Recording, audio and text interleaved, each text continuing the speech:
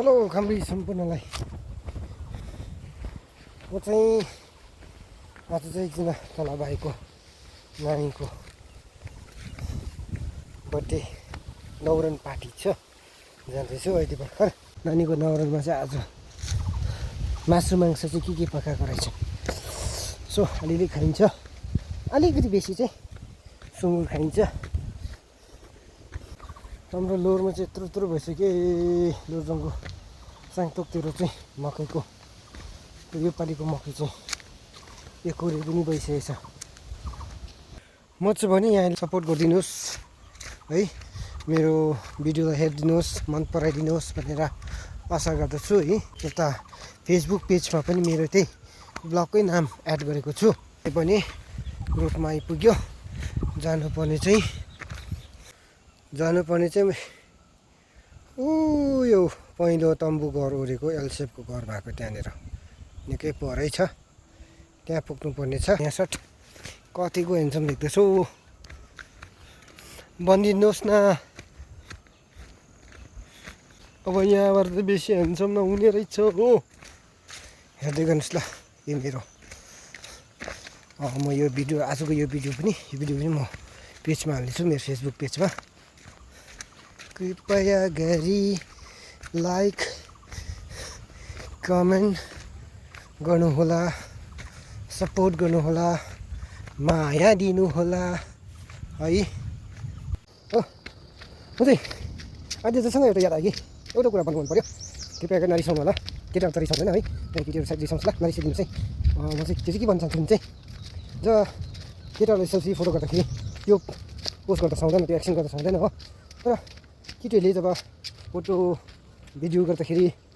प्रायः जस्तो फोटोहरूमा यस्तो गर्दाखेरि पोस्ट गर्दा चाहिँ सुहाउँदो रहेछ हामी केटा मान्छेलाई चाहिँ यसो गर्दा पनि नसुहाउने कुनै उपाय छ कि त्यो चाहिँ म विचार गर्न सकिनँ हो यसो गर्दा पनि नसुहाउने हो यसो गर्दा पनि नसुहाउने फोटो खिच्दाखेरि केटा मान्छेको पोस्ट छैन रहेछ एक्सन छैन रहेछ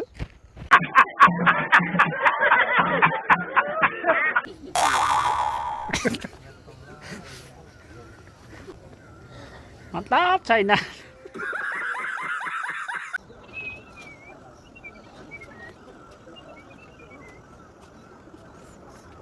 यो ठुलो बोल्डर चाहिँ यहाँनिर पहिला चट्याङ चढेर चाहिँ दुई भाग बनाएको छ बिचबाट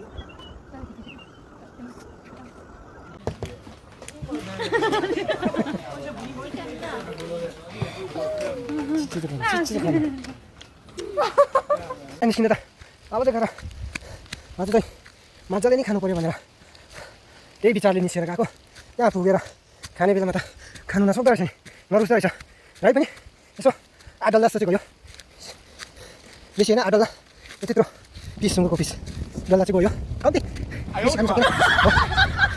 त्यहाँदेखि चाहिँ फेरि एक राउन्ड चियासा खाएर चाहिँ बिदा मागेर चाहिँ निस्केको हामी पनि चाहिँ मैले चाहिँ सुन्तलाहरू चाहिँ यसरी कलम काटेको छु यसलाई टक्कै भोलिपछि यहाँनिर जरा छ्याप्पै हान्छ यहाँनिर यो भित्र चट्टै यहाँमा मुनिबाट चट्टै घाट्यो एक ठाउँ लगेर नहल्लिने हिसाबले गाड्नुपर्ने कलम काटेको छु अन्त चाहिँ मेरो घर आइपुग्यो है अन्त मेरो गाडी चाहिँ माथि बसिरहेको छु म चाहिँ घर आइपुग्यो हो अन्त आजको मेरो ब्लग चाहिँ यस्तै छ तपाईँले देखिहाल्नुभयो अनि आशा गर्दछु तपाईँले पक्कै यसो तपाईँले सब्सक्राइब पनि गरिदिनु हुनेछ मेरो युट्युब च्यानललाई मेरो फेसबुक पेजलाई पनि फलो गरिदिनु हुनेछ लाइक कमेन्ट गरिदिनु हुनेछ भनेर ठुलो आशा राखेको छु र मेरो ब्लगलाई हेरिदिनुहोस् भिडियोलाई मन पराइदिनुहुन्छ भनेर पनि आशा राखेको छु र आजको ब्लग चाहिँ यतिमा राख्दै सबैलाई फेरि पनि अर्को भिडियोमा भेट्नेछु तबसम्मको लागि सबैलाई बाई बाई।